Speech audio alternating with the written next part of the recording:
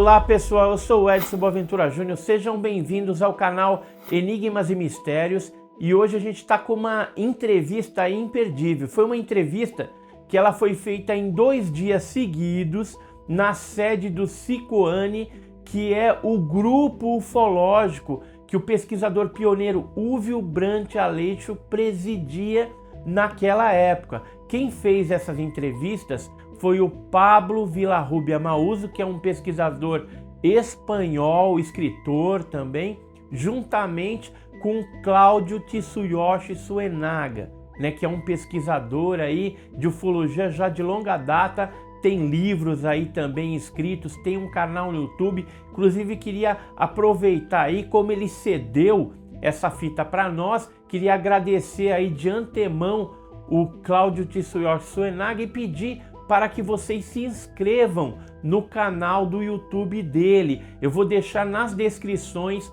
o endereço aí para você estar entrando lá e se inscrevendo no canal dele. Queria agradecer também o Rodrigo Moura Visoni, que fez a legendagem desta entrevista incrível aí. Então o que a gente vai ver nessa entrevista realizada no dia 25 de junho de 2005? A gente vai ver aí um conteúdo bem primoroso, né? Alguns casos clássicos que o Húvio, né? O grupo do Húvio pesquisou, que era o Cicoane lá de BH, de Belo Horizonte, Minas Gerais, e também vamos conhecer o pensamento dele em relação a alguns temas específicos da ufologia. Tá bem legal aí, é imperdível essa entrevista. E aí, posteriormente, eu vou publicar a segunda parte da entrevista, que foi feita no dia seguinte, ou seja, no dia 26 de junho aí. Mas aí isso fica para depois. Eu queria pedir para você aí agora, se você não é inscrito no canal Enigmas e Mistérios, se inscreva, nos acompanhe aí nas redes sociais. Se gostar dessa entrevista, clica no joinha e depois deixe o seu comentário aí, porque é muito importante para nós. Então, sem mais delongas, vamos ver essa incrível entrevista.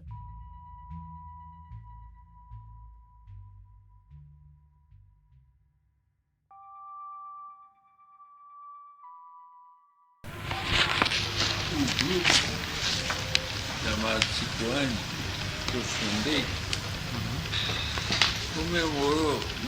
ia comemorar o 50º aniversário de fundação. Mas a minha doença foi prolongando, piorando, acabei não fazendo. Não tem importância. Estou só te historiando. Claro. E eu fiz essas copas para distribuir entre o grupo, sabe? Exato. Não é novidade para eles, porque você vê a data aí, 1999. Exato. É 2001, né? É 16 de agosto de 2001. A segunda página é a minha conclusão. Sobre o fenômeno OVNI. Quer que eu leia em voz alta, Silvio? Pode. Posso ler? Eu vou ler em voz alta. Minhas respostas atuais. Horizonte? Ou não? Foi aonde? Não lembra, né? E aquele conto da revista Yati Pampulha, como é que o senhor escreveu aquele conto lá dos índios e os discos voadores da revista Yati Pampulha? O senhor lembra como é que foi? Inspiração. Veio inspiração. Procurado. Ô Edson, você vai indiretamente. O papo estava gravando. Agora, quando o senhor quiser, eu gravo, né? Eu continuo aqui lendo, ou só quer que eu faça os comentários aqui? Continua. Tá certo, então continua. Esse documento já é de posse do Dr. Hélio, do Dr. Arlindo.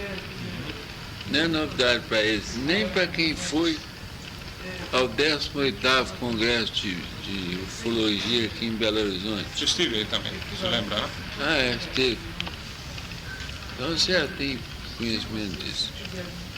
Agora, como ninguém me perguntou, eu esperei alguns esclarecimentos que me fossem pedidos, porque eu escrevi de forma mais ou menos hermética aí, sabe? Devido a várias finalidades, uma delas a brevidade. Depois, eu notei que essa manifestação foi publicada pela revista UFO, sem nenhum aviso, sem nada. E foi publicada erroneamente. Leia de novo o número 1.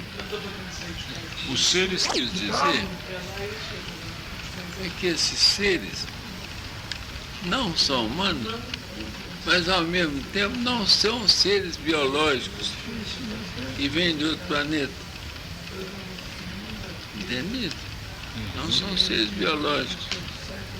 São seres incorpóreos.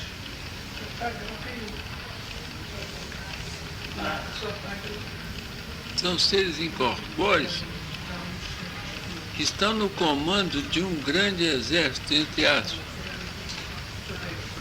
E esse exército é composto dos que estão aí indicados, seres humanos de todos os segmentos, alguns, a maioria talvez, não conscientes do papel que exercem, da sua participação. E o que mais? O item 3. Traduzindo, eu quero dizer que eles são anjos malignos. Os anjos malignos que optaram pela luta contra Deus. Você desculpe as suas crenças. Bom, e a deles, né? Cada um aqui pode pensar de uma maneira diferente. E aí, lá adiante eu esclareço que eu não sou guru, não sou missionário, não sou profeta. Isso eu faço questão de deixar bem claro. Então, o que eu falo é por minha conta e risco. Por isso mesmo é que eu fui muito prudente a assinalar que os membros do SICONE estão isentos de qualquer responsabilidade. Tá ligado? Tá ligado, tá gravado. A respeito do que está aí. Todos, sem exceção. Quem aderiu é porque quis, não tem nada a ver comigo. Porque minhas crenças, valores, atitudes, são essas que estão aí. Por isso que eu falo, meu testamento ufológico, eu estou indo embora, eu vou deixar isso para quem queira. E deixo também a licença para tornar público o que antes era reservado. Viu?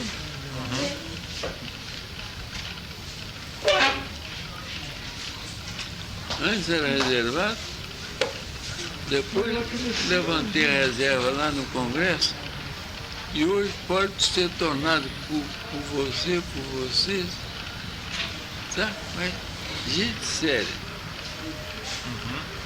Pode publicar na Espanha, no Brasil, e outro que vai possivelmente se interessar por publicar é um sobrinho neto que fez um documentário.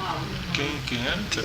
Sobrinho neto que veio aqui, fez um documentário gravado em vídeo e que vai voltar segunda ou terça-feira aqui. São dois, então. Sobrinho neto, quem é o sobrinho neto? O sobrinho neto do senhor, é isso? Eu. Ah, tá. E casualmente ele veio aí interessante. Você publicou uma tese dessa, né? O seu sobrinho neto está defendendo uma tese, não é propriamente tese, não. Documentário. Um documentário é um trabalho na área de jornalismo.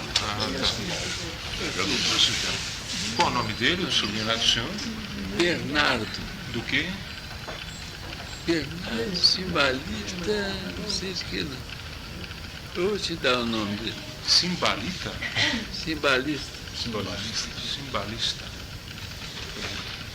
Ele fez gravações aqui com o professor, sabe? Teve aqui, entrevistou o professor, eu também estava presente, filmou, né? Fez um documentário, eu acho que é a título de um trabalho que eles estão fazendo na fase final do curso de jornalismo. Exatamente. Ele formou-se agora, é um rapazinho jovem. Ele adotou exatamente o tema museológico, né? Porque é raro também, como no seu caso é raro, né? Uma tese, né? Como ele fez aí. É isso aí.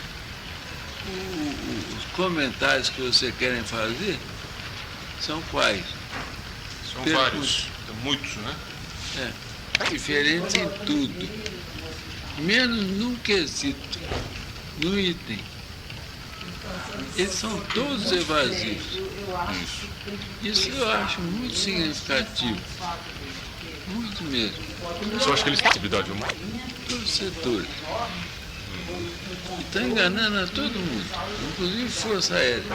Por isso que eu falo, não esperem de nenhuma autoridade alguma declaração bombástica, porque eles não podem se comprometer.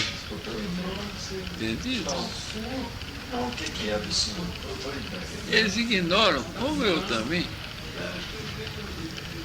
eles ignoram a realidade. Então, como é que eles podem se comprometer dizendo que os notícias existem? Todo mundo vai correr atrás dele, né? Mas cadê as provas? Você vê CPI aí. Cadê prova? Cadê prova? Capturar para eles o que resta ser feito com a maior pressa possível. Ou seja, os espíritos humanos eu aí configuro com a maior preciosidade do universo. Por quê? Porque os espíritos angélicos já se definiram por conta. Não tem mais chance nem desejo de definir. Eles já se definiram. Os espíritos humanos estão pendentes de definição. Por isso, estando pendente de definição, cada espírito que eles capturarem é uma vitória para eles. É nesse sentido, sabe? E o que fazer para combater essa situação? O meio que eu falo aí é o espiritual. Porque sendo eles espíritos, não há outro meio. Não há outra arma. Arma física, não adiantaria. Nada.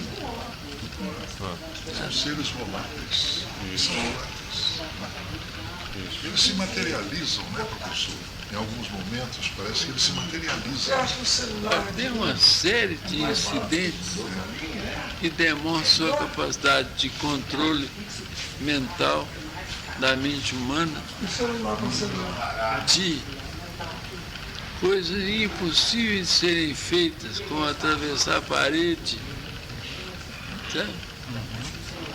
Coisas desse tipo aí, os exemplos são numerosos.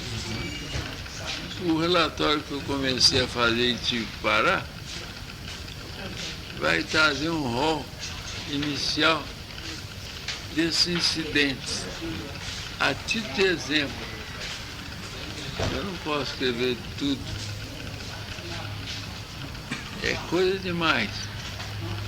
Bom, o relatório vai se compor de uns 6 ou 8 livros, segundo penso. Cerca de 200 páginas cada. Como que 6, 8 livros? Registra aqui. Como o meu nome senhor é Eros Campos Jardim. Mas eu estou dizendo assim. Campos Jardim. Mas então eu estou dizendo o seguinte, pode parecer estranha essa tese, mas quem é que tem mais autoridade do que ele para chegar a essa conclusão? Sem dúvida. Mas os pioneiros, né? Os pioneiros do Brasil. No Brasil. Só menos. Ele pode ter 100 anos e continuar errado. Mas o importante para mim é que eu deixo para vocês esse testamento, porque condiz com o meu pensamento, que é de 50 anos, de 30, não importa. Entendeu? Eu cheguei a essa conclusão devido a vários motivos. Alguns dos quais eu citei aí. Professor, mas a princípio, a nossa tese era exatamente essa comum, na existência dos discos, não é? Parecia que para o sigilo de outros planetas, parecia que eram seres materiais, parecia. Depois disso tudo, ele foi mudando um pouco a sua focalização do problema, não é, professor? Filtrando. Através dos acontecimentos, Exato. para chegar a essas conclusões. Mais pelo conjunto de dados do que por um caso só. Não se faz ciência com, vocês sabem, né? Com um caso só. Conjunto de dados que vão compor o primeiro volume, depois vem o segundo, o terceiro, quarto, o quinto, o sexto. Isso é problema mais editorial, ligado a... Mas o senhor já tem os livros escritos, é isso? Não, Não tem escritos eu livros? mal comecei. Meu Deus. Como eu comecei, eu adoeci, piorei, né? Aí parei tudo. Mas o senhor tem, digamos, os relatórios dos casos, o senhor tem tudo isso. Tem. O senhor poderia pedir a alguma pessoa, o seu, esse material? Nessa publicado, fase, O material está todo ali. Então, ele deve... nessa fase é difícil. Por quê? Eu tenho que ultrapassar. Porque muita coisa está aqui, ó. Não foi escrito. Ainda não foi escrito. São conclusões pessoais, né? É. O senhor não quer fazer uma coisa, Silvio? Por aí falando que, sobre essas ideias, por exemplo, o caso da Sagrada Família, como o senhor interpreta esse caso? Sagrada Família? Como mais uma manifestação de manipulação. Manipulação. Ou seja, esses ciclopes realmente existem? É isso? É. Ou eles fazem-nos crer que existam ciclopes? Tudo indica que existem, mas tem um forte componente imaginário deles. Assim, são impressos na mente humana, sabe? Como é o caso, eu não vou citar tudo, não é possível. Como o caso da baleia, como o caso do Joaquim Murtinho, Caso Bebedouro. o caso do Bebedouro e muitos outros. Rivalino Mafra, por exemplo. Rivalino lá. Também. Aquele caso característico é difícil JK, né, professor? Ah, é. Ele é um caso característico desse ponto de vista assim. Seres que atravessam paredes e entram dentro do quarto. Você conhece esse A caso? pessoa está sentada no Esse JK. ninguém conhece, a maioria é inédito. Você não conhece esse caso? A maioria é inédito. O JK é um edifício em Belo Horizonte. E essa pessoa morava no 12º, agora bem É, por aí, é. um pouco mais os detalhes. Eu sei que ele estava dormindo, né, professor? Quem? Ele estava dormindo. Essa pessoa, onde apareceram aqueles seres, Eram duas crianças, irmãos, morando em apartamentos de condições precárias, como era do edifício lá. E eles viram a penetração de luz estranha num lugar incompatível com a presença dessas coisas, né? Não era compatível com a penetração de nada. Mas tem outros casos, como a estrela d'alva, atravessando paredes, fazendo coisas, em parte até ridículas, do nosso ponto de vista, mas que impressionaram as pessoas. E assim por diante. No caso Vila Operária. Vila Operária.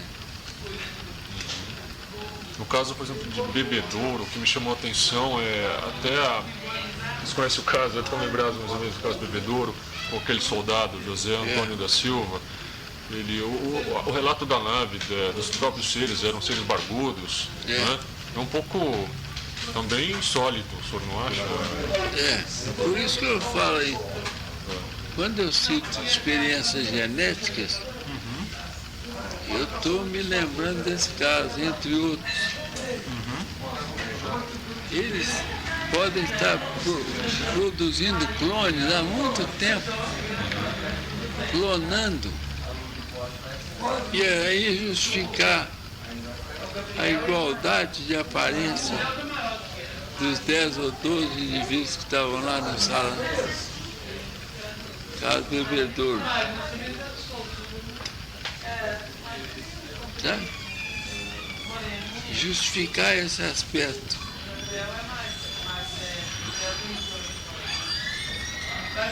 O que mais aí? Para o fundo da Terra. Fundo da Terra, na verdade, não para o espaço. Aquela nave, por exemplo, era pequena até, né? Não era uma nave grande, era uma bem pequena até, né? Ele foi colocado lá dentro não, só. mas outros detalhes. Agora, no caso Ermelindo, né, professor? Pela sofisticação de um objeto desse, Caso Ermelindo, no caso Ermelindo, lá como é que chama o lugar? A luta que ele teve com Um um tripulante. homens e com um tripulante. Luta física. Não é o caso do quebra-perna, não, né? Não. Não, né? É um que ele lutou, eu acho que até dentro de uma sala, não foi? Tinha um arquivo, não é esse que eu estou confundindo. Foi no mato, assim. Na frente da casa dele. Como é que chama o lugar do Ermelindo? O nome Vargem Grande. Vargem Grande. Vargem Grande. Vargem Grande. Casa Vargem Grande. Esse aí é exatamente o que você falou. Ele disse que 2 correntes desceram, né, do objeto. Então é estranho. 2 correntes, não é? Se não me fala a memória. No Rio do Norte correntes essas incompatíveis com a natureza tecnicamente elevadíssima do objeto. Como é que desce 2 correntes? Para isso eu estou desconfiado há muito tempo de que esses seres aqui do Rio das Velhas são de uma classe inferior. Eles têm categorias. E nessa pirâmide social, eles representam uma espécie de base. Dá para entender? Essa é evolutiva, ou seja, São executivos que não conhecem necessariamente os propósitos dos maiores que estão no comando, os que eu chamo de incorpóreos, sabe? Mas que são treinados para isso como robôs, são robotizados. Na verdade, então, eles estariam agindo por mando de alguma força maior, então. Seria isso? Sim, aí. Os seres incorpóreos estão no comando de um exército, entre aspas, formado de seres humanos, humanoides, que seriam esses, vermelhinhos, e animalescos, que há vários casos de animais se apresentando com eles ou sem eles, mas que são coerentes com a atitude deles. Tá?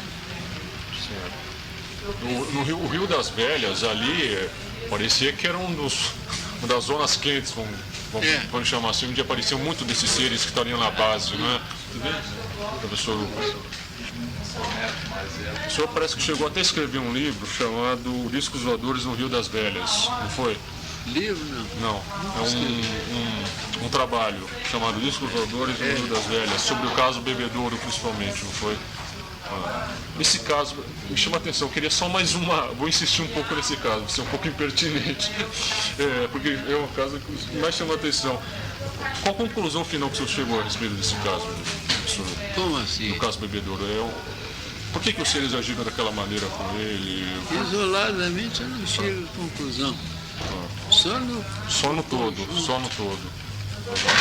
E depois o senhor voltou a ter contato com aquele soldado, José Antônio? Muitas vezes. Mas muitas vezes. 15 vezes. Ele sempre repetia a mesma história. Então. Sempre. Fomos com os comandantes dele reproduzir a cena, né? Não é assim que a gente fala? Isso. Reproduzir a cena do episódio. Ele foi muito coerente. Ele não se intimidou diante dos comandantes dele. Pelo contrário. Ele me revelou algumas coisas que os comandantes não sabiam. E ele foi até roubado, né? Se eles pegaram apetrechos de pesca dele, que vinham em duplicata, não foi? Mas devolveram tudo. Devolveram? Exceto a carteira de identidade. Exceto a carteira de identidade. E exceto até dinheiro. Um pouquinho de dinheiro. Pouquinho. Silvio, no caso, por exemplo, o senhor fala aqui da ambição da posse do espírito humano por essas entidades incorpóreas. Sim. Com que objetivo? É de levar para a horda dele aquilo que escapou do domínio de Deus. Certo? Eles estão lutando contra Deus até hoje, conforme prometeram. E estão cada vez mais ansiosos em capturar almas humanas, espíritos humanos, que eu chamo os bens mais preciosos do universo, porque eles são eternos, não morrem, o nosso espírito não morre. E o que eles fazem então com esses espíritos? Incrementam a força deles, é isso? Agregam ao exército deles, afastando de Deus. Tá? Mas que Deus é esse? Como o senhor, como o senhor interpreta Deus nesse caso, digamos, nesse contexto daqui do senhor? Obrigado. O Criador de todos, de cada um, inclusive deles. Também Criador deles. Claro. Eles seriam como Lucifer, como anjo caído, algo assim? Se rebelaram contra o Criador, né? Rebelaram. Então podemos dizer... Mas isso há muito tempo. Não se pode contabilizar esse tempo. Eles se rebelaram e se dispõem a levar todo e cada espírito humano para compor o exército deles, sabe? Para viver como eles. E esses espíritos humanos se deixam subjugar por essas entidades? Aí vai depender de cada um de nós. Vai depender de cada um de nós. Mas esse espírito humano, ou seja, os espíritos humanos dos quais se estão apoderando, eles se juntam para formar parte de algo maior, desse macro, e perde a individualidade, esse espírito humano que eles capturam, que eles levam, ou não? O espírito, em princípio, não perde a individualidade. Continua com suas identidades, seus nomes. Os próprios demônios têm nomes, assim como os anjos. Continuam como individualidades distintas. perdem, portanto, essa capacidade de serem personagens individuais e distintos uns dos outros. Mas esses espíritos que estão formando parte desse grande ente, ou desse conjunto de entidades incorpóreas que estão em algum lugar, esses espíritos individuais poderiam um dia rebelar-se, se eles quiserem, em conjunto? Uma vez preso, Não há possibilidade, isso considera que não. uma vez preso, caindo no laço não tem mais jeito. Não tem mais. Aí é que está o perigo. Assim como os bons também. Eles não têm capacidade de se rebelar. Os anjos em si acoplaram ao Criador é para sempre. Mas sem querer ser pessimista, professor Lúvio, mas ao que me parece, quase a totalidade da humanidade está perdida, então, né? Grande Você parte. não acha? Quase a totalidade, praticamente. Grande parte, isso que a gente vê diariamente, representa uma parte daquilo que acontece na realidade deles. Bush, Putin, né? Todo esse pessoal são enviados do demônio. Não, aí eu não vou personalizar, não. Como? Não vou personalizar, não. Eu não vou entrar em política propriamente dita. Eu, pessoalmente, até acho que Bush é um grande homem que vai ficar na história. História negra, né, da humanidade, né, Silvio? Não? Pelo amor de É o Deus. xerife que faltava lá e no mundo todo, é o xerife. Que tipo de xerife? Mas Aquele que quer pôr ordem. você acredita nisso, realmente? Que o Bush quer pôr ordem? Mas ele sabe, ele está ciente disso tudo aqui, professor Lúvio. Quem é? O Bush, por exemplo, as autoridades, Só dando a ele. perguntando a ele. Você mandou para ele? Mandou Não. para o Bush isso lá para os Estados Unidos em inglês? Não? Eu falei, eu estou dando para você Sim, é uma Pra coisa você. reservada, inscrição reservada. e para o doutor Arlindo, os que compareceram lá, a grande parte do que está aí. Né? E aí a questão da guerra. Da guerra. Quando eu falo sobre Aqui é a guerra, Terceira Guerra Mundial, né? No ataque. nela, nos seus primórdios, não há mais caminho de volta. Desde que consideramos dois grandes fatores. O aumento da maldade humana, que está notório aí, e o aumento do armamento letal, destruição em massa, seja químico, biológico, seja nuclear. A junção desses dois é inevitável, no meu entender, porque não há autoridade humana conhecida, nem Bush, nem Putin, nem... O senhor acha que também não? Ninguém, então. Principalmente estando nessa fase confusa da ufologia. Você não disse que aqui, por exemplo, que poderíamos...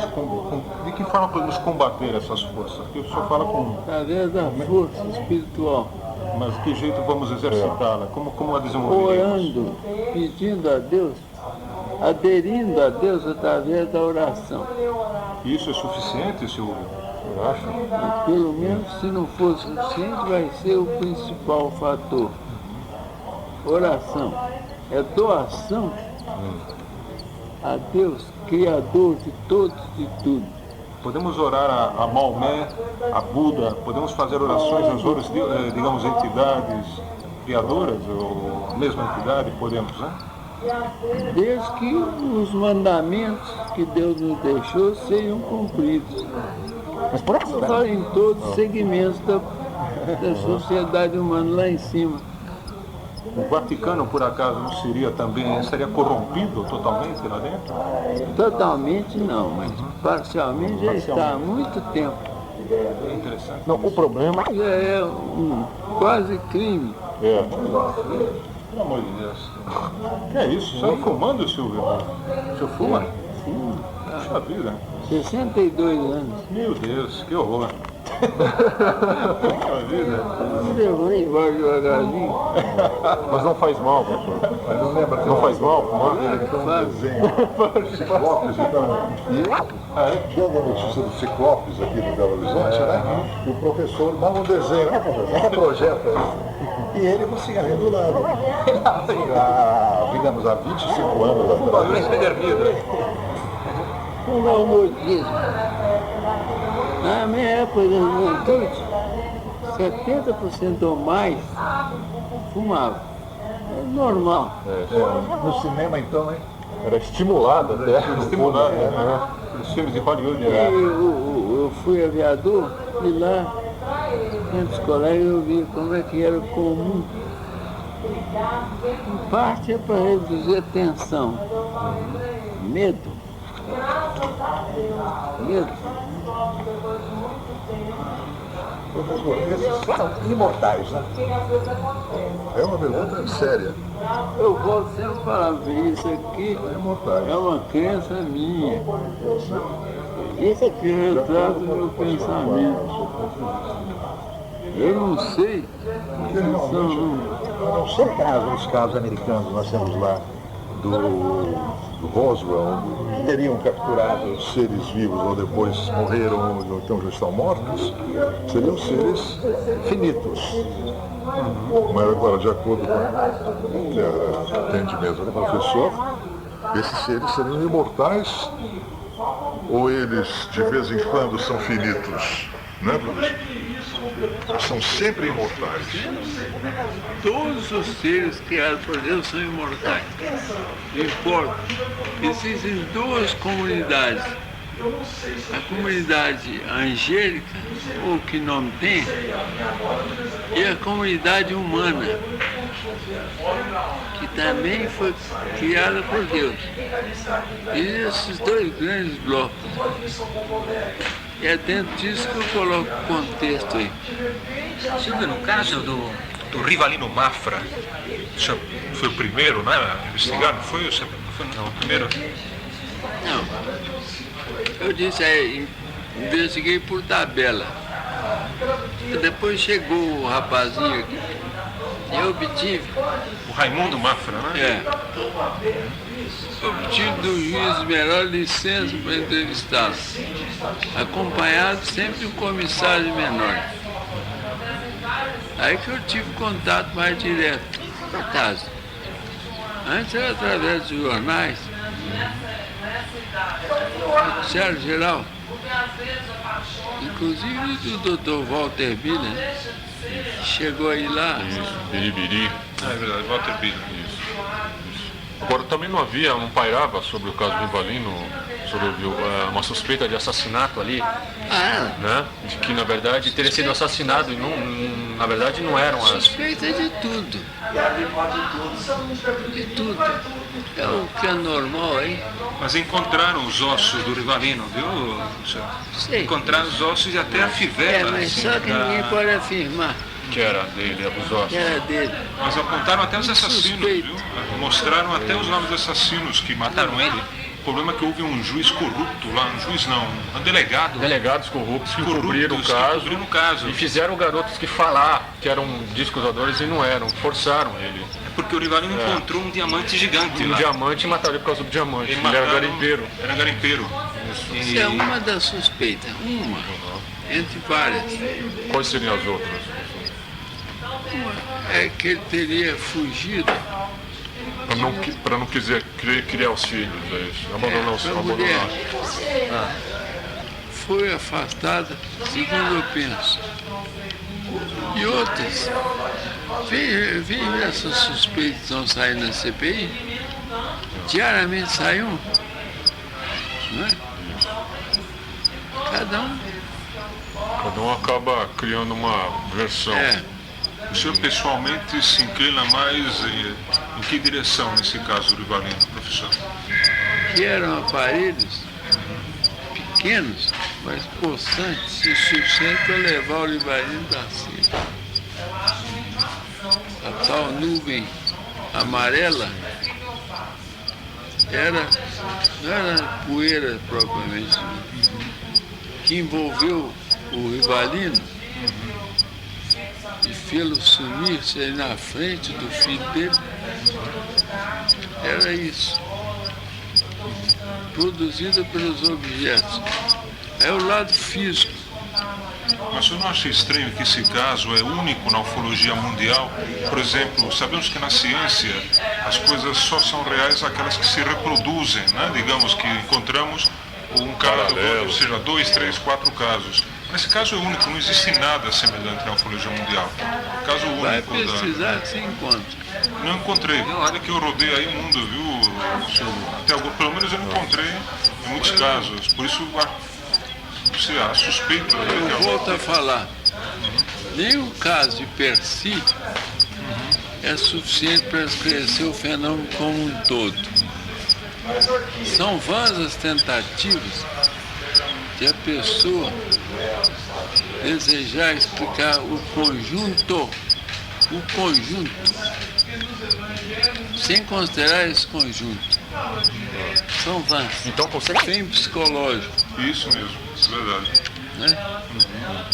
Terrível, terrível. Eu acho bastante coerente, viu? O que Coerente. escreve. Aí é totalmente indireto, só através dos jornais. Isso foi através. Não foi o Raimundo Duó, do Ceará, que pesquisou também esse caso? Sei, vários. Aqui em Minas houve várias pessoas da FAB que pesquisaram também OVNIs, ou aqui não foi como em São Paulo? Em São Paulo houve o Silwane, né? Que houve Se vários. estendeu a Minas e pretendia se estender pelo Brasil todo.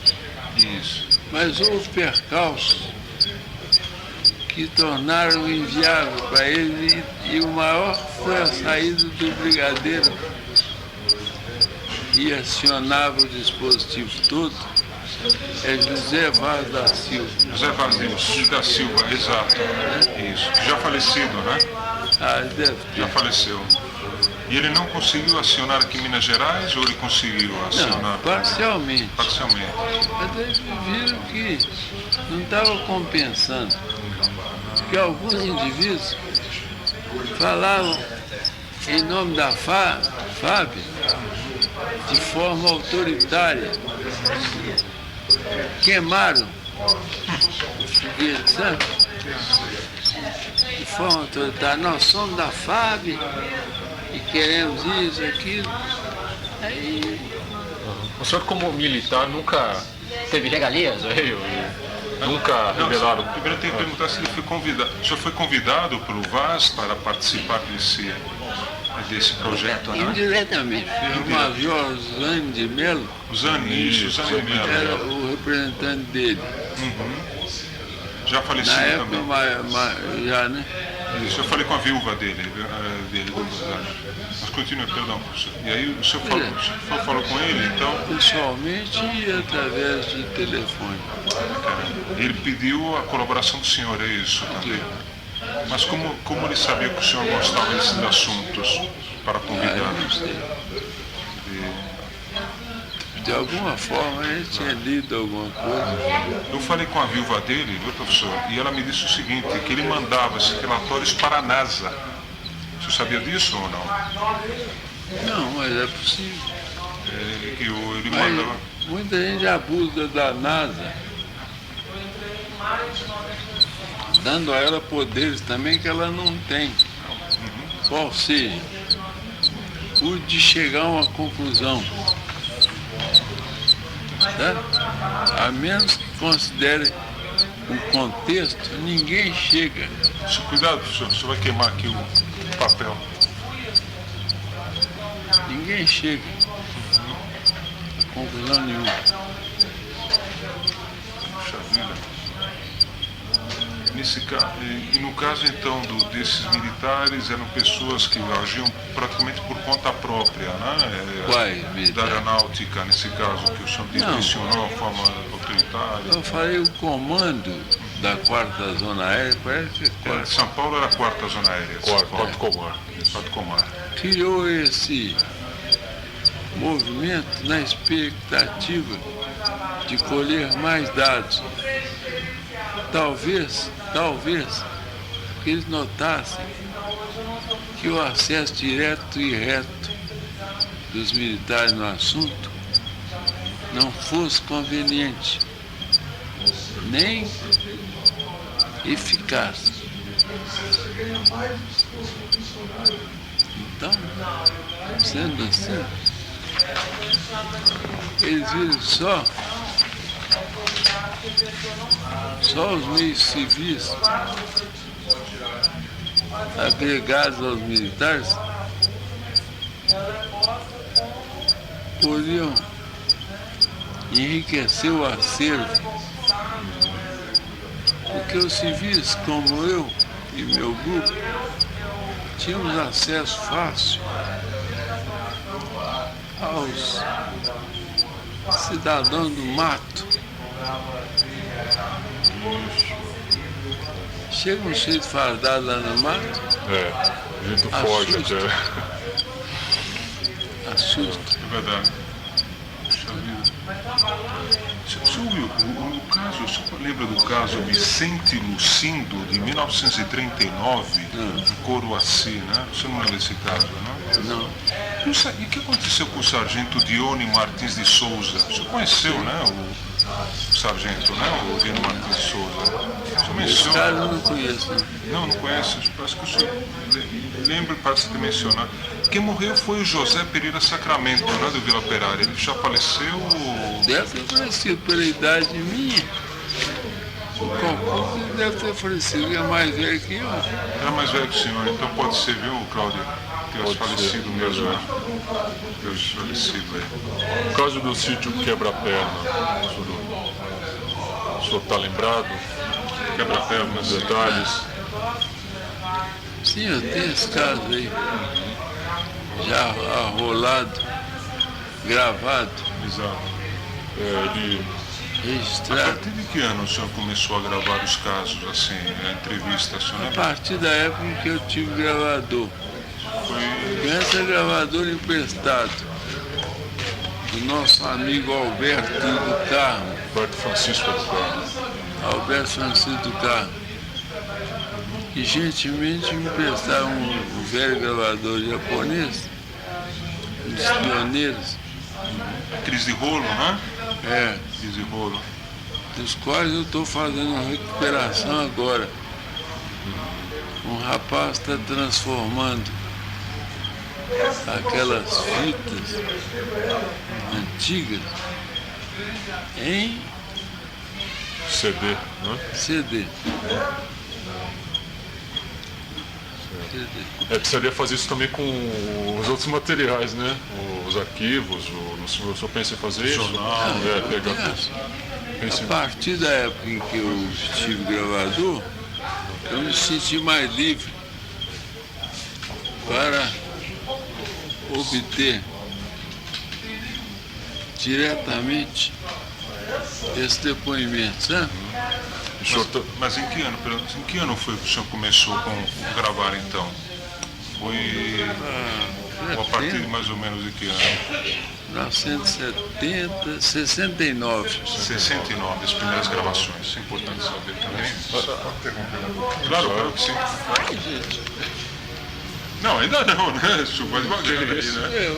Vai devagar, mas estou. Vai devagar aí. Eu sei que estou. Por isso que eu Mas falo é- para isso não. É humilde ele, Silvio. Ótimo. Fantástico. Silvio, e esse negócio de Varginha e tal, o senhor nem entrou aí nessa história, né, de Varginha? O senhor não quis saber, né? Enfim, uma série de incidentes que eu não posso falar aqui, envolvendo pessoas do meu grupo. Apaga um momentinho, né? Pacatino, o senhor me contou um dia lá, né? Que foi muito desagradável por lá com o Pacatino, né? Ele estava no grupo do senhor naquela época, ficou usando o nome, né? Do Cicoane, né? usou. O Pacatini usou no grupo para se promover. Mas não era. Não, ele era, mas ele de forma individual, que eu falando antes também com aqueles militares, a mesma coisa ele fez, né? E foi bastante desagradável, né, senhor? Essa história toda aí, né? Sem dúvida. Mas ele não voltou a mais falar com o senhor, o Pacatini, ele já... Ele quis, mas não quis. Sabe, o senhor já ficou desencantado, né, com ele aí, né? Ficou desencantado. Que coisa, né? E aí o senhor já não procurou mais saber nada de Vanginha e nada disso, né? Eu fiquei sabendo que está aberto pelo que ele escreveu, pelo que o outro escreveu. Exato. Fui reunindo tudo lendo. Só. Senhor, eu queria perguntar, perdão, sobre, assim, o senhor parece que pesquisou outro caso agressivo, deixa eu ver se é verdade isso aqui, é o caso acho que aconteceu do HL de Oliveira, de Dores de Guanhães, 26 de agosto de 80, ETs dispararam na sua perna, na perna desse homem. O senhor não pesquisou esse caso de Guanhães? Mas havia um outro caso de acho que é Joaquim Murtinho, agora estou lembrando, o caso de Joaquim. Isso como era esse caso, o senhor Joaquim Murtinho? Muito complicado. Complicado. Mas resumidamente, assim, o senhor pode dizer, o que aconteceu com esse moço, com o Joaquim? É um rapaz que na época de 17 a 19 anos estava na casa da tia dele e viu penetrar com portas fechadas, e viu penetrar um aparelho forma Saturno. Isso. A partir daí é que desenrolou o caso e terminou com a aparição de 3 homens ou 4, como se fosse uma família. Um homem, uma mulher e uma criança. E depois, certas visões que não são compatíveis com a realidade. Ele descreve onde era a escadaria, ele descreve um outro negócio, com um discoador lá embaixo, no vale. E aí uma série de coisas. Foi levado para dentro de casa, pelos 3, sentiu leveza no corpo, os 3 examinaram, teriam examinado o que tinha dentro da casa e assim por diante. Até que terminou o caso com a volta ao normal. Ele não via mais escada, não via mais disco, via nada. Tá? Isso faz muito tempo, Silvio? Foi em 1970 e pouco. 70 e pouco foi isso. Isso foi aqui em Belo Horizonte, esse caso? O Joaquim Murtinho é o local, é o município. Como chama? O Joaquim Murtinho é o município. É o local. E o rapaz, como chamava esse moço? Zé Antônio Aristeu. José Antônio Aristeu chamava-se esse rapaz. Ou não tem o Antônio, não sei. É só lendo lá. O senhor publicou isso no boletim do Biller? Saiu no boletim do... Você mostra mais adiante para saber alguma coisa dele? 14 anos depois. Ah, é? E ele estava bem ou tinha sofrido alguma alteração psíquica? Parecia normal. Parecia normal. Né? Já casado, com filhos. Antes não, era rapaz. Esses moços da Sagrada Família, o senhor acompanhou também? Sim. E eles também mais estavam... de 15. Ah, é? Mais de 15 anos? Não, mais de 15 vezes, oportunidades. Eu acompanhei esse caso. Acompanhei, né? Sim. E eles sofrendo também algum tipo de perturbação posterior? Não? Eu tive contato com eles depois. Mudança nas vidas deles, você não observou nada assim drástico? Logo depois disso, nada, né? Aquilo ficou daquele jeito. A maioria dos casos não envolve modificações significativas de comportamento, não. Esse fica comportamento igual ao que era antes. Como foi o caso da baleia, o caso do bebedouro e numerosos outros.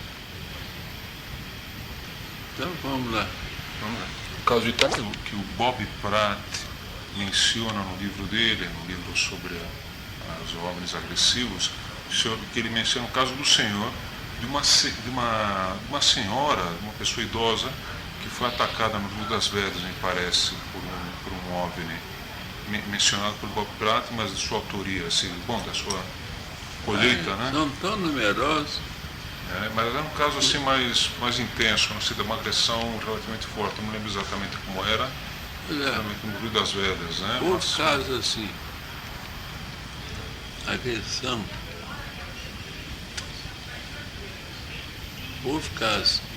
E por que o Rio das Velhas acontecia tantos fenômenos lá? Não sei. Talvez pela existência de muitas crateras. Crateras ali? Talvez. A dona Dalva Puri, ela me mencionou um caso ocorrido em Viçosa, de uma mulher de 60 anos que morreu queimada, porém não as roupas. O senhor conhece esse caso? É Viçosa, não? É Viçosa, exato. Viçosa não conheço, não. Conheço uma outra. Que morreu bastante tempo depois. Eu chamo Fiinha. A dona Fiinha.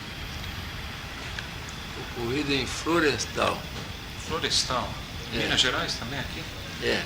O que aconteceu lá, Silvio? Essa mulher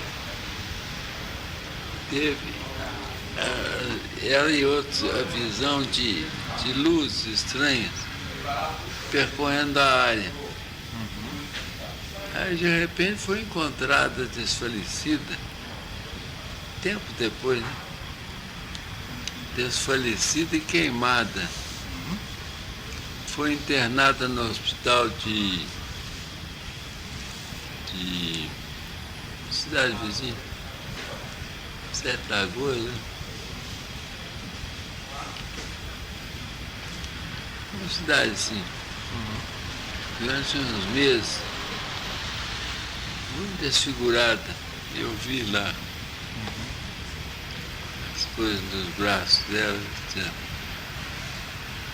E ela não falou taxativamente disso, eu nem sabia. Não me interessava por esse assunto. Mas ela ficou viva? Ela estava viva com as queimaduras, é isso? Recuperou-se. Assim? Parcialmente. Os braços, o senhor falou que estava queimada. Principalmente. E ela não lembrava o que tinha acontecido com ela, é isso? Não lembrava do fato de ser queimada. E isso acontece ao mesmo tempo em que aparecem luzes lá na... Posteriormente à aparição de luz, aconteceu. Mas foi uma hipótese, uma percepção, a qual não se pôde chegar a resultado definitivo. Isso acontece em que ano, Silvio, mais ou menos? Na década de 70, não sei o ano. Década de 70. Dona Fiinha chamava ela. Florestal, Fiinha. Florestal era a cidade, né? Bom, o apelido dela era Fiinha, né? E o nome dela, como ela chamava mesmo, de verdade? Não sei. Lembra, né? Ela era muito velha naquela época, a senhora? Quantos anos? Já era madura. Era madura naquela época, a senhora. Né?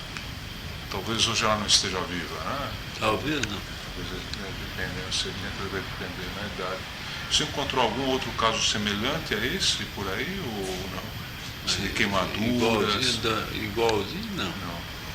Ou gente morta queimada em circunstâncias estranhas, por exemplo, queimada de dentro para fora, por exemplo. A queimadura são vários casos, com a sensação de que ela vinha de dentro. O Hermelino foi um deles. Os pés, eles queixavam, pés inchados, etc. Não foi o único, não. O senhor lembra daquele caso do João Prestes, né? Porque ele queimou, estava o corpo queimado, mas não as roupas nem o cabelo. Se o senhor lembra? Aí houve tanta controvérsia que eu não pude chegar a uma conclusão. O senhor não pesquisou esse caso, né? Não. O caso Jabuticatubas, o senhor está lembrado? São numerosos 68, casos. 69. Numerosos casos. Esse o senhor lembra? Bom, Jabuticatubas. Não. estou falando que foram numerosos casos. Qual deles vocês referem? Mas é que eu não tenho. Variados tipos. Mas em nenhum deles houve manifestação de bondade, nem sequer de piedade. Nenhum deles. Quando houve agressão, houve pelo menos indiferença. O Bühler certamente discordaria do senhor aqui, não? Porque ele era de uma linha angelical, não é isso? Ele acreditava na bondade dos seres. Né? Já naquela época houve alguma discordância entre o senhor e o Bühler? Ou naquela época não? Várias. É mesmo? Eu falava com ele. Sinceramente. Ah, é? O senhor não falava com ele? Falava. Falava diretamente com ele que ele estava Ele vinha errado. aqui. Eu discordava dele em vários aspectos, mas não gostava de polemizar. E Deixava ele por também isso. é muito fechado, né?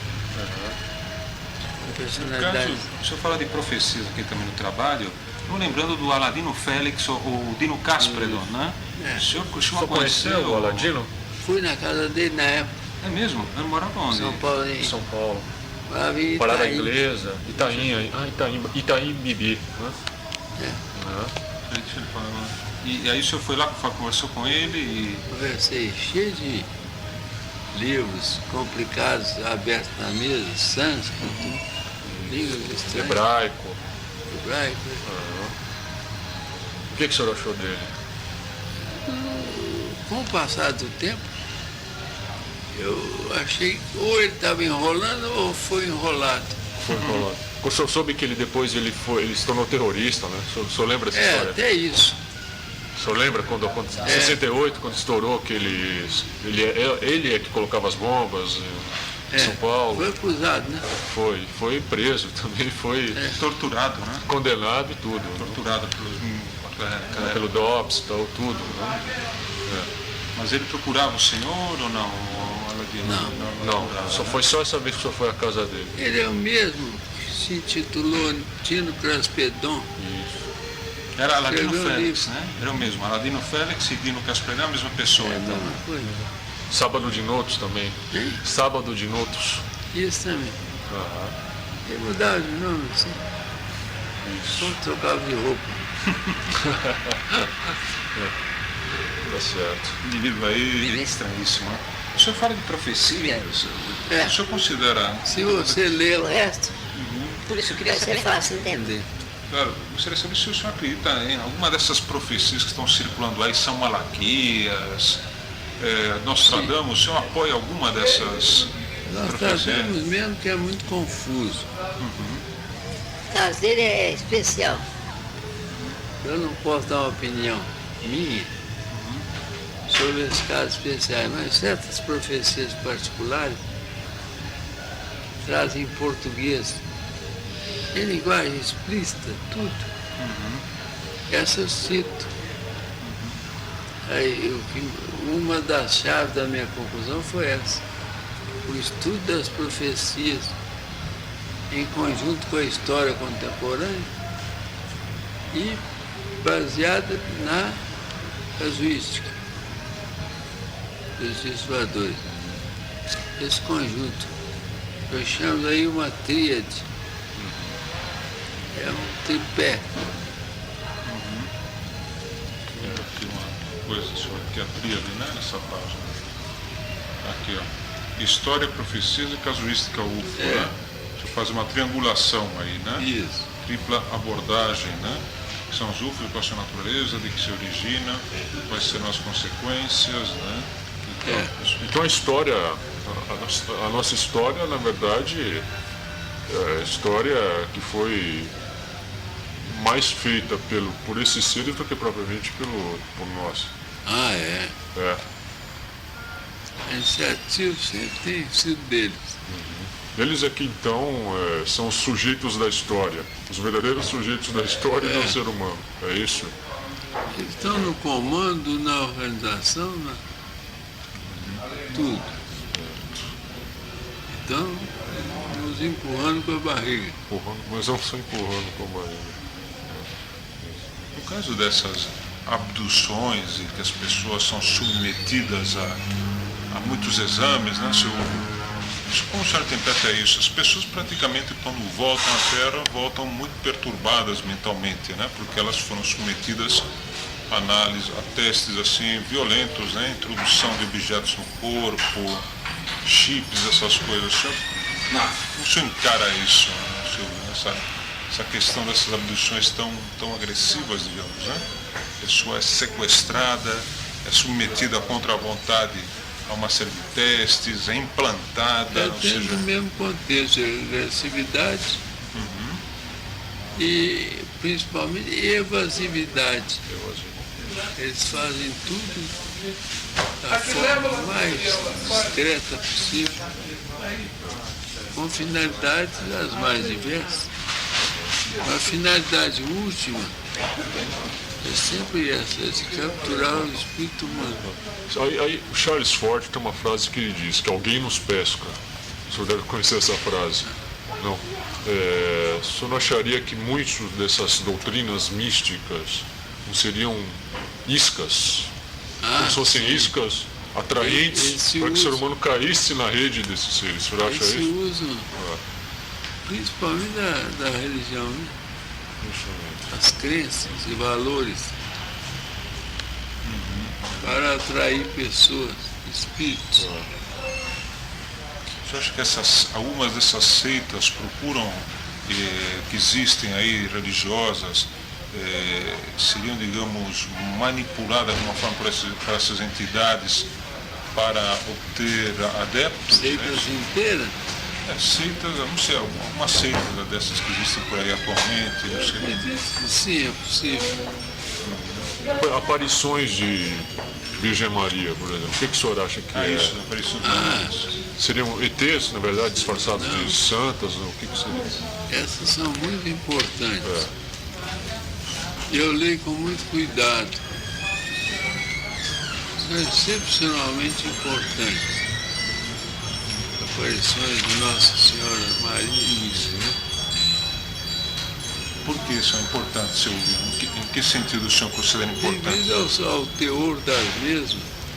Peraí, as pilhas estão devagar, viu? Troca as pilhas. As pilhas. Clientes diversos. Então, eu não... Parou de escrever, né? Fui parando devagarinho, até que você tudo. Certo. Obrigado. O Suanaga é uma pessoa séria. Eu sei. Você conhece ele, o trabalho dele, né? Pessoa... Eu sei. Por isso é meu amigo, né? Meus amigos, aliás, são pessoas que eu considero como o senhor, né? Pessoas sérias aí, né? Nesse campo, né? Então, se o senhor achar conveniente, né? Parente, não é? Alberto de Castro Aleixo? É Roberto de Castro Aleixo. Alberto de Castro Aleixo? Não é, irmãos. Ele foi um dos primeiros, os 5 anos, e foi secretário no início. Mas não era parente do senhor, então. Não, só tem o sobrenome comum. Agora o Pedro Aleixo é parente do senhor. Pedro é tio. Tio. O Pedro Aleixo foi o único que não concordou lá, né? Ele discordou dos militares, não foi aquela. Né? Não é militar só não, civis. Uma coisa da Conceição. O senhor falou das aparições marianas. Fátima, eu estive em Fátima agora em maio, né, senhor? Você me falou. Eu falei para o senhor, né? O que o senhor acha do fenômeno de Fátima lá, e da mensagem, aliás, de Fátima? O senhor interpreta essa questão? Eu acho que é fundamental é o eixo que envolve todas as demais. Dizem que aquela terceira mensagem não seria verdadeira, ou que seria parcial, né? É que tá, dizem. Que a irmã Lúcia... Eu fui no enterro da irmã Lúcia, viu? É? Eu fui lá das Ezequias, em Coimbra. A imprensa. Exatamente, pouco mencionado. Passou quase desapercebido. Né? Mas eu vi a notícia por... Isso. Funcionava? Realmente dava para... Não. Nunca... Funcionou duvidosamente uma única vez. Mesmo? Duvidosamente. Quando? Então, qual caso? Não sei. Não lembra. Então, A única vez que... queria... Eu pude... Então isso é... Não necessariamente. Eu estou dizendo que eu... não teve resultados satisfatórios. E o cintilômetro, o senhor também usou? Não. Tirando para ver radiação nuclear, né? Diz que era uma luneta astronômica para comparar a cintilação da luz. O senhor lembra de alguma coisa assim? Trabalhei com isso. Não, né? Agora o senhor Brasil a elaborar um formulário próprio para pesquisa de campo. Não é isso? Foi o senhor que elaborou primeiro o formulário. Isso é fácil encontrar, te dou um exemplar. Eu não, foi. De acordo com as profecias, a guerra mundial vai começar lá. Vai começar no Oriente Médio. Por obra de um indivíduo ou grupo egípcio.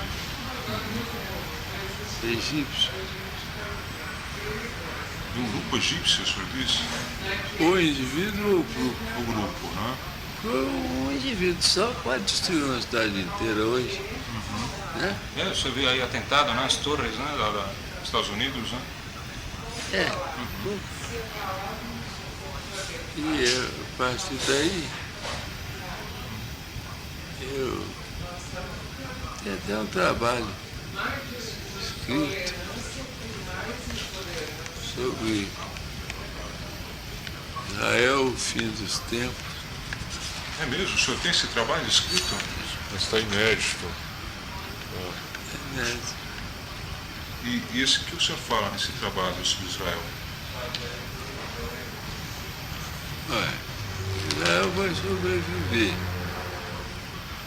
mas que outros, possivelmente, outros países circunvizinhos vão ser destruídos. Puxa vida. Só Israel vai sobreviver? Só Israel? Só Israel? O quê? Que vai sobreviver? Na área Na área. E vai ocupar desde o Mediterrâneo até o rio Eufrates, que corta o Iraque. No meio, né? Exato. E aí que vai acontecer na realidade? Ou seja, os egípcios, todos vão desaparecer, os povos egípcios vão desaparecer, professor, ou não? Não sei se todos vão. Todos é difícil. Quando se fala em unanimidade, difícil acontecer. Mas que há duas fases. O fim de uma era, profetizada por Nossa Senhora, é o fim de um tempo, que ela fala e repete. Exato. Fim de um tempo. É distinta do fim dos tempos, que virá depois, em época não determinada. Mas, você vê, duas fases. O fim de uma era e o fim dos tempos. É o fim de um tempo, o fim dos tempos. Essas duas é que vão ser representativas maiores da realidade futura. É isso que, em resumo, se fala que vai haver um expurgo da humanidade. que Deus vai deixar que os anjos malignos atuem de acordo com o que eles querem, procuram. Ou seja, vão limpar mais da metade do mundo, vai morrer de repente, nessa primeira fase, que é fim de uma era.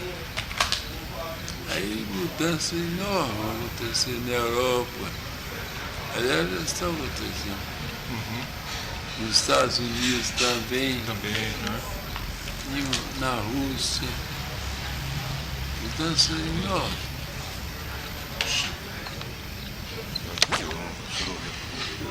Relativamente, Exato. a América do Sul vai ficar em boa situação. Quando eu falo relativamente, é que nenhum país vai escapar dos malefícios Exato. da primeira fim de um tempo, fim de uma era. Nenhum país. De forma direta ou indireta. O Brasil parece E vai receber isso de uma forma mais indireta do que direta. Brasil e América Latina em geral. Essa loucura do Chaves, outros. O Chaves é fogo, né? O Castro também, né? Você tá doido, né? Também, né? Fora do baralho. Só que ele não sabe ainda. E sendo destruído aí completamente em termos ambientais. A Europa, a África, tudo se modificou. De acordo com a exegese, os animais têm alma, têm espírito, mas elas morrem juntamente, esses espíritos morrem juntamente com o corpo. Com o corpo. Eles não são eternos. A exceção é dos seres humanos. Só o ser humano que tem o espírito imortal. Só. O que mais poderia ter? Manifestação suficiente. Não é? Certo. Como é que eram as aulas do senhor? Porque eu nunca assisti, nunca pude, infelizmente, ter o privilégio de assistir. Como é que eram as aulas? Completamente diferente. Era dedicada à administração de empresas. A psicologia do trabalho. Do trabalho. Então não tem. Não era pragmático, então eram aulas pragmáticas, professor. Eram mais assim voltadas ao mercado, né? Essa história toda, né? Os problemas de comportamento humano no trabalho. No trabalho. Na situação de trabalho. Certo. Ali nunca havia espaço para disco voador, então. Não. Não havia espaço nenhum, né? Você nunca pôde falar sobre esse assunto na faculdade? Até era incitado a isso, convidado até. Mas eu me recusava na maioria das vezes. Os alunos não pediam? Fui pedindo. Porque eu repetia para os alunos que o meu programa é de psicologia aplicada à empresa. E não a ufologia de zoadores, apesar de certas acusações terem surgido lá. É mesmo? Alguém? Sido contrário, Falaram que o senhor estava falando de disco voador lá dentro. Não podia, é isso. Não podia, mas não pegava, não ficava bem. Indevido, né? Eu falava o mínimo. No fim de cada ano, uma vez cumprido o programa, eu prometia aos alunos e cumpria. Eu dava uma palestra de umas 3 horas, 3, 4 horas, reunindo os voluntários, sempre com a concordância dos outros professores, envolvidos nos mesmos horários. Aí eu dava uma palestra mais caprichada sobre os voadores, em substituição à constante arruição dos alunos. queriam, como muita gente quer, entender esse problema. Né? Recentemente peguei o telefone e vou ligar para ele.